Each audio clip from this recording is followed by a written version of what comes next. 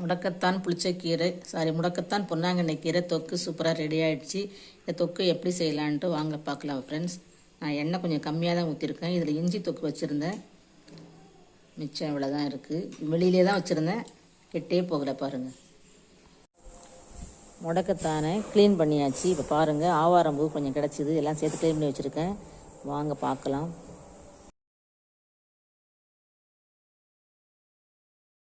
Hello friends, welcome to அரிசி சமையல். இன்றைக்கி நம்ம வீடியோவில் முடக்கத்தான் கீரையும் பொன்னாங்கண்ணி கீரையும் வச்சுருக்கேன் தொக்கு செய்கிறதுக்கு. பாருங்கள், நேற்று நைட்டே நான் கழுவி காய வச்சுருக்கேன். நல்லா காஞ்சிருச்சு. தொக்குன்னா தண்ணி இல்லாமல் இருக்கணும். நம்ம இது ரொம்ப பல நாள் வச்சுக்க போகிறதில்ல, அதனால் ஒரு 2-3 நாள் தான் வச்சுருப்போம். இது ஒரு 10 நாள் கெடாமல் இருக்கும். ஃப்ரிட்ஜில் ஊறுகாய் மாதிரி செஞ்சால் தான் 1 மாதம் 2 மாதம் கெடாமல் இருக்கும். பாருங்கள், நான் சின்ன வெங்காயம், பூண்டு, புளி, கருவேப்பிலை, தாளிக்கிறது காஞ்ச மிளகாய், ஒரு 10 வெந்தயம், சீரகம், கடுகு, தனி மிளகாய்த்தூள், குழம்பு மிளகாய்த்தூள். தனி மிளகாய்த்தூள் ஒரு 1/2 ஸ்பூனு, குழம்பு மிளகாய்த்தூள் 1 ஸ்பூனு, பெருங்காயம், உப்பு, இவ்வளோதான் ஃப்ரெண்ட்ஸ். நம்ம ஒரு வானல் வச்சுருக்கோம், நல்லெண்ணெய் ஊற்றிக்கலாம். இப்போ கடுகு, மிளகு, சீரகம் எல்லாம் போட்டுக்கலாம். இந்த வெங்காயம், பூண்டு எல்லாம் போட்டுக்கலாம். புளி எல்லாத்தையும் ஒன்றாவே போட்டுக்கலாம்.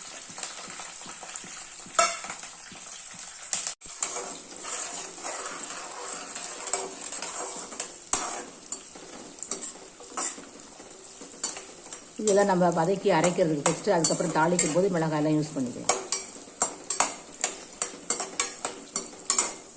நல்லா இது ப்ரௌன் ஆனோடனே கீரை அள்ளி போட்டுக்கலாம்.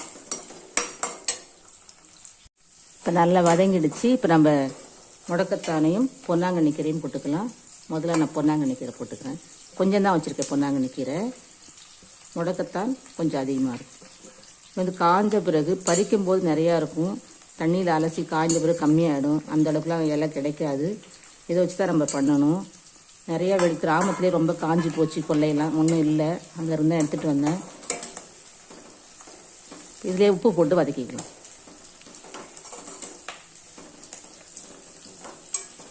இதில் நம்ம வதக்கிறதுக்கு அரைக்கிறதுக்கு அதிகமான இல்லாதால வெங்காயம் பூண்டெல்லாம் போடுறோம்.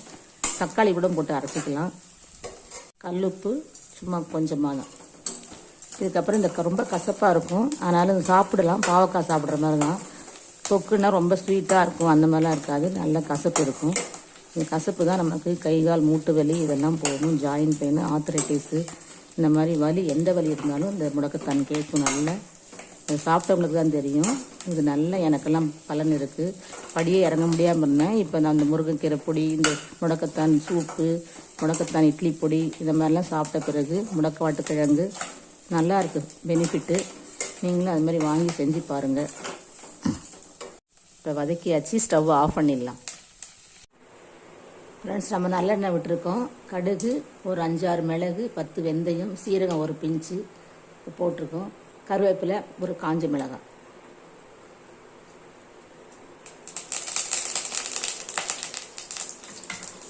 இப்போ நம்ம அரைச்ச விழுதை போட்டுக்கலாம். அதுக்கு முன்னாடி நம்ம மிளகாத்தூள், குழம்பு மிளகாய்த்தூள் 2 வச்சுருக்கேன்.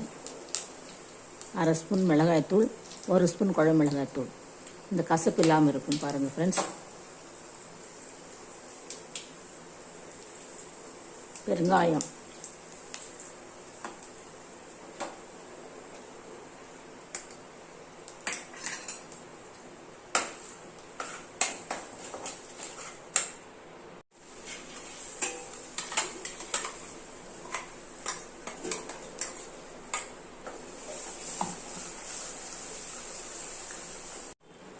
முடக்கத்தான் பொன்னாங்கண்ணி கீரை தொக்கு ரெடி ஆகிடுச்சு. இதே போல் நீங்கள் செஞ்சு பாருங்கள். என்னோடய சேனலை பார்க்குறவங்க எல்லாருக்கும் ரொம்ப ரொம்ப நன்றி, வணக்கம். இந்த முடக்கத்தான் வந்து கை கால் வலி, மூட்டு வலி, எலும்பு, இடுப்பு எலும்பு வலி, மூட்டு தேய்மானம் எல்லாத்துக்கும் சரியாக இருக்கும். பொன்னாங்கண்ணி கீரை வந்து நம்ம கண்ணுக்கு ரொம்ப நல்லது. நம்ம மேனி பளபளப்பாக அழகாக இருக்கும். வாரத்தில் 1 நாள் பொன்னாங்கண்ணி கீரையை பருப்பு சேர்த்து, பருப்பு சேர்த்து சாப்பிடுங்க. எண்ணெய் நான் கொஞ்சம் கம்மியாக தான் ஊற்றுவேன் எப்பயுமே. ஒரு 2 நாளைக்கு தான் இருக்கும். இது நிறையா நாள் வச்சு சாப்பிட்ற மாதிரினா நீங்கள் நல்லா ஃபுல்லாகவே எண்ணெய் 100-150 எண்ணெய் ஊற்றிக்கலாம். நான் வந்து ஒரு 75 எண்ணெய் தான் ஊற்றிருக்கேன். ஆஃப் பண்ணிடலாம் ஃப்ரெண்ட்ஸ்.